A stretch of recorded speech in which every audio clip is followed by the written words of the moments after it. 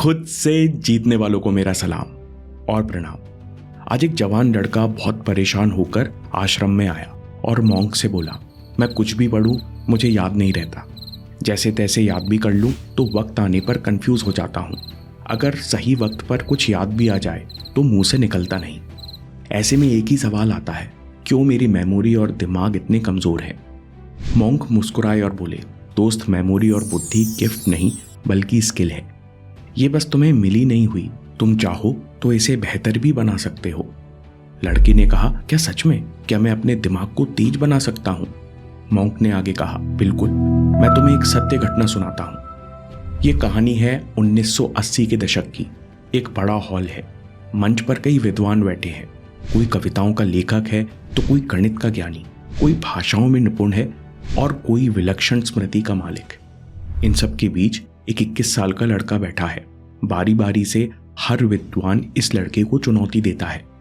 पहले एक विद्वान कहता है, इन 2 नंबरों से ऐसा जादुई वर्क बनाओ जिसमें हर पंक्ति, हर कॉलम और हर तिरछी लाइन का जोड़ बराबर हो। दूसरा विद्वान तुरंत एक विषय देता है और कहता है, इस पर अभी कविता की रचना करो। तीसरा विद्वान कठिन भाषा में सवाल करता है और उसे ट्रांसलेट करने को कहता है। चौथा विद्वान एक अधूरा श्लोक सुनाता है और कहता है, बाकी 2 पंक्ति तुम बनाओ। 5वां विद्वान लड़के से पूछता है, 9 सितंबर 12/12 को हफ्ते का कौन सा दिन था? अगर ये सब इतना कम था तो कोने में बैठा एक आदमी हर कुछ देर में घंटी बजा रहा है, क्योंकि उस जवान लड़के को अंत में ये भी बताना है कि इन सवालों के बीच में घंटी कितनी बार बजी थी। सवाल खत्म होते ही लड़के ने सभी सवालों के सही जवाब दिए। लड़के का नाम था डॉक्टर आर गणेश। मॉन्क ने कहा, यह प्रदर्शन केवल प्रतिभा नहीं थी, ये ध्यान, अभ्यास और हर दिशा से आती चीजों को पकड़ने की क्षमता थी। तभी एक लड़के ने कहा, लेकिन गुरुजी, ये लड़का तो बहुत स्पेशल होगा जिसे इतनी महारत हासिल थी। गुरुजी मुस्कुराए और बोले, नहीं, वो बचपन से खास नहीं था, पर जो वैदिक तरीके अपने दिमाग को इम्प्रूव करने के लिए बनाए वो बहुत खास थे। इससे पता चलता है कि दिमाग को ट्रेन किया जा सकता है। याददाश्त और दिमाग कोई जादू नहीं बल्कि एक स्किल है जो एकाग्रता और अभ्यास से बनती है। कोई भी ऐसा दिमाग बना सकता है कि जो एक बार पढ़े उसे समझ ले और याद भी रखे। मॉन्क ने कहा, इसके लिए तुम 5 वैदिक टेक्निक्स का प्रयोग कर सकते हो। पहली टेक्निक है अवधान, हर डिस्ट्रैक्शन को एकाग्रता में बदलना। मॉन्क ने कहा, जब मन एक जगह टिक जाए और जो कुछ हम देख या सुन रहे हैं हमारा पूरा ध्यान उस पर रहे, बस इसे ही अवधान कहते हैं। जब बिना भटकाव के अवधान होता है तो दिमाग अपने आप ही सारी चीजें ग्रहण कर लेता है। लड़के ने कहा, लेकिन फोकस करते हैं तो डिस्ट्रैक्शन तो होता ही है। मॉन्क ने कहा, अच्छा एक बात बताओ, अगर अभी दूर कहीं घंटियां बजने लगे तो तुम्हारा ध्यान मेरी बातों पर रहेगा या उस घंटी की आवाज पर चला जाएगा? लड़के ने कहा, घंटियों पर। मॉन्क ने कहा, बिल्कुल, यह स्वाभाविक है कि तुम्हारा दिमाग घंटियों पर जाएगा, क्योंकि मन की चंचलता के कारण ध्यान हर थोड़ी देर में टूटता है और 2 जगह जाता है। पहला नई चीज पर और दूसरा उस चीज पर जो हमें आकर्षित करती है। जो भी वस्तु हम इंद्रियों से ग्रहण करते हैं, सुनते हैं, देखते हैं, सूंघते हैं या चखते हैं, वो हमारे अंदर एक रिएक्शन या मानसिक छवि बनाती है। अगर ये छवि अंतर मन को अच्छी लगती है तो ये वस्तु हमें आकर्षक लगती है, नहीं तो हम इससे दूर जाना चाहते हैं। हर कोई वस्तु को देखता है लेकिन इसके भीतर आंतरिक रिफ्लेक्शन के प्रति सचेत नहीं रहता। अंतर मन के रिएक्शन के प्रति सचेत रहना और स्थिर बने रहना अवधान है, क्योंकि इससे बाहर की चीजें बदलती हैं लेकिन ध्यान नहीं टूटता। यानी मन को पकड़कर रखना नहीं बल्कि ध्यान के सोर्स पर रहना है, जिससे मन वापस जरूरी चीजों पर आ जाता है। जितनी बार मन सचेत होकर वापस आता है उतनी बार मस्तिष्क विकसित होता है और बाकी शक्तियों का विकास भी अपने आप होता है। धीरे धीरे स्मरण शक्ति बढ़ती है। फिर चाहे कोई चीज समझना हो या पाठ याद करना, मन स्थिर रहता है और अपने आप ज्ञान को ग्रहण करता है। मॉन्क ने कहा, दूसरी वैदिक टेक्निक है त्राटक। अचानक एक लड़के ने उठकर कहा, हाँ, मैं जानता हूं, इसमें मोमबत्ती को घूरना होता है। मॉन्क ने हंसकर कहा, घूरना नहीं, स्थिरता से देखना। फर्क छोटा लगता है लेकिन बहुत बड़ा अंतर पैदा करता है। त्राटक योग शास्त्र की एक बहुत शक्तिशाली क्रिया है और इसे अगर सही से किया जाए तो बहुत जल्दी बड़ा लाभ मिलता है। कैसे करें? किसी एक बिंदु पर बिना पलक झपकाए जितना आराम से हो सके स्थिर नजर टिकाकर देखो। जैसे ही मन या नजर भटके नरमी से वापस उसी बिंदु पर ले आओ। यह बिंदु दो तरह का हो सकता है। बाह्य त्राटक, बाहर की चीज पर देखना, जैसे मोमबत्ती की लौ, दीवार पर काला बिंदु या किसी पर्वत की चोटी, या फिर ओम का चिन्ह। आंतरिक त्राटक, आंखें बंद करके उसी लौ, बिंदु या पिक्चर की मानसिक छवि देखना। मॉन्क ने कहा, त्राटक का असली उद्देश्य ध्यान को बाहर से भीतर लाना है।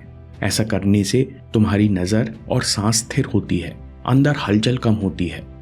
जब नजर एक जगह टिकना सीखती है तो मन भी टिकना सीखता है।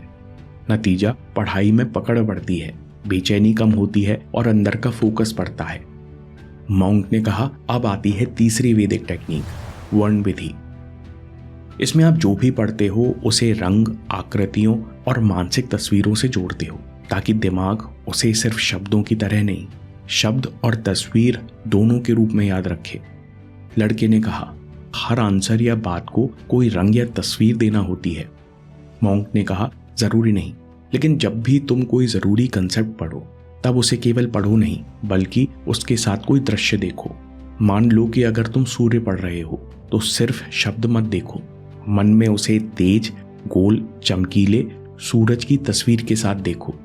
दिमाग को ये तरीका बहुत पसंद है क्योंकि वह तस्वीरों में सोचता है, सिर्फ शब्दों में नहीं। लड़के ने पूछा, लेकिन क्या ये काम करता है?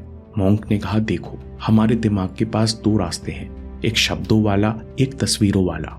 एक वर्बल चैनल है और एक विजुअल। जब कोई जानकारी दोनों रास्तों से आती है तो ये और ज्यादा पक्की हो जाती है। इसे डुअल कोडिंग भी कहते हैं। ये क्यों असरदार है? क्योंकि तस्वीर ज्यादा देर तक टिकती है। इसे पिक्चर सुपीरियॉरिटी इफेक्ट कहते हैं। जितनी देर तक कोई चीज मस्तिष्क में टिकेगी उतना कैलकुलेशन होगा, उतनी चीजें ज्यादा अच्छे से याद रहेंगी। और अगली बार जब तुम कोई कंसेप्ट याद करने की कोशिश करोगे तो आकृति या चित्र को याद करके तुम्हें तत्काल सारी इंफॉर्मेशन याद आ जाएगी। मॉन्क ने कहा, चौथी वैदिक टेक्निक है आसन और दिमाग का संतुलन। मॉन्क ने कहा, वैदिक शास्त्रों का उद्घोष है कि जो मन को साधना चाहता है उसे पहले शरीर को स्थिर करना सीखना चाहिए। जब हम पैर खोलकर सुखासन और पद्मासन में बैठते हैं तो शरीर अपने स्वाभाविक संतुलन में आ जाता है। रीढ़ सीधी रहती है, गर्दन, कंधे और पीठ सहज लाइन में होते हैं। ऐसे में नर्वस सिस्टम रिलैक्स रहता है। ऊर्जा नीचे से ऊपर की ओर बिना रुकावट के बहती है। इस समय दिमाग ज्यादा शांत, खुला और ग्रहणशील होता है। किसी भी चीज को समझना या याद रखना आसान होता है। लेकिन अगर हम पैर के ऊपर पैर रखकर बैठते हैं, जैसे कुर्सी पर टेढ़े होकर या झुककर बैठते हैं, तो रीढ़ पर हल्का सा मोड़ और दबाव आता है। नतीजा, जल्दी थकान, ध्यान का भटकना और बात पूरी समझ ना आना। इसलिए आसन जमा कर ही पढ़ो। पीठ सीधी रखो, कंधे पीछे, चेहरा आगे पर तनाव मुक्त। ध्यान रखो, बैठने का तरीका केवल शरीर की नहीं है, बल्कि ये तुम्हारे मानसिक संतुलन का भी आधार है। मॉन्क ने कहा, अगर आसन पर नहीं बल्कि कुर्सी पर पढ़ते हो तो ऐसी कुर्सी चुनो जिसमें पैर आसानी से जमीन को छू सके, या फिर नीचे कोई पट्टी या स्टूल रखो ताकि पैर टिके रहें और रीढ़ पर दबाव ना पड़े। एक और बात ध्यान दो, कुर्सी पर बैठते समय अक्सर कमर के निचले हिस्से पर और कुर्सी के बीच थोड़ा सा गैप रह जाता है। यहाँ एक छोटा तकिया या तौलिया रोल करके रख सकते हो। इससे कमर को सपोर्ट मिलेगा और रीढ़ अपनी सही लाइन में बनी रहेगी। योग, नमस्कार और दिमाग। मॉन्क ने कहा, दिमाग को चुस्त रखने के लिए योग नमस्कार भी बहुत कारगर है। इससे न केवल पीठ मजबूत होती है बल्कि गर्दन, रीढ़ और दिमाग के बीच मांसपेशियां और नसें भी खिंचती है। यह स्ट्रेचिंग दिमाग को अलर्ट और एक्टिव बनाती है। मॉन्क ने कहा, आखिरी वैदिक टेक्निक है प्राणायाम और सात्विक जीवन शैली। मॉन्क ने कहा, आज तो ये विज्ञान भी मानता है कि प्राणायाम यानी गहरी सांस लेने से मस्तिष्क में नए सेल्स बनते हैं और दिमाग स्वस्थ होता है। हर सुबह अपने अंदर प्राण शक्ति का संचार करो। 10 से 15 मिनट प्राणायाम करो। साथ में सात्विक आहार यानी हल्का, ताजा और जीवंत भोजन। जैसे फल, सब्जियां, दालें, हल्का घी। ऐसा भोजन शरीर को ऊर्जा देता है और मन को स्थिर रखता है। भारी, तला भुना या बहुत मसालेदार भोजन मन में सुस्ती और ध्यान में धुंध पैदा करता है। मॉन्क ने कहा, सांस और भोजन नियमित रूप से साधने से मन बहुत हद तक शांत हो जाता है, जिससे तेज स्मरण, मानसिक स्पष्टता और लंबे समय तक टिकने वाला फोकस आसानी से प्राप्त होते हैं। समरी में सबसे पहली बात, अवधान, ध्यान के सोर्स पर बने रहना, अंतर मन के रिएक्शन के प्रति सचेत रहना और स्थिर बने रहना ही अवधान है। ऐसा करने से डिस्ट्रैक्शन आकर चले जाते हैं, लेकिन ध्यान नहीं भटकता। दूसरी बात, त्राटक, ध्यान को बाहर से भीतर लाना है। ऐसा करने से तुम्हारी सांस और नजर स्थिर होती है, अंदर हलचल कम होती है। जब नजर एक जगह टिकना सीखती है तो मन भी टिकना सीखता है। तीसरी टेक्निक, वर्ण विधि। दिमाग को यह तरीका बहुत पसंद है क्योंकि वो तस्वीरों में सोचता है और तस्वीरों की याद आसानी से वापस लाता है। चौथी बात, आसन साधो, दिमाग साधो, क्योंकि आसन सिर्फ शरीर की मुद्रा नहीं बल्कि मानसिक संतुलन का आधार है। आखिरी बात, प्राणायाम और सात्विक जीवन शैली। सांस और भोजन को नियमित साधने से मन बहुत हद तक शांत हो जाता है और मानसिक शक्तियां आसानी से विकसित हो सकती हैं। एक बार एक शिष्य ने अपने गुरु से कहा, मास्टर, मेरी लाख कोशिशों के बाद भी रिजल्ट बेहतर नहीं हो रहे, मैं क्या करूं?